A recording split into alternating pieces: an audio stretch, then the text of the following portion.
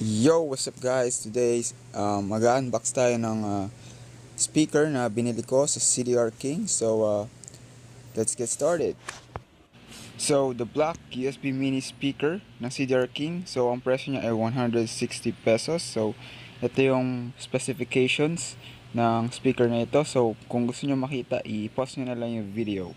So, meron tayong ganyan. So, may 1 week free service warranty tayo. So, tara, buksan na natin.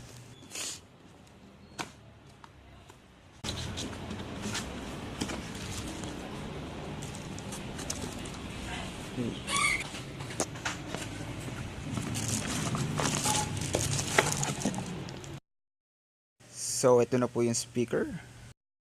So, color black yung pinili kong kulay para sa speaker na to. Pero meron pa siyang iba-ibang kulay. Meron tayong mga red. May nakita rin ako mga blue. So, may iba-ibang kulay siya na pwede niyong pagpilian. So, ito po yung speaker.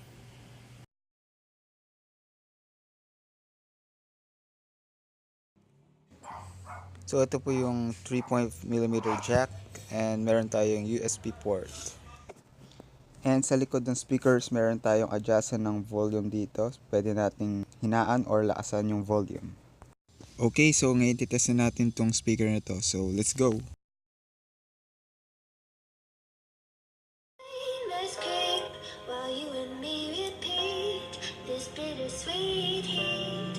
Suffocating, I'm waiting and always hesitating. Kryptonite desires set my heart afire. Heart on fire. Set my heart afire.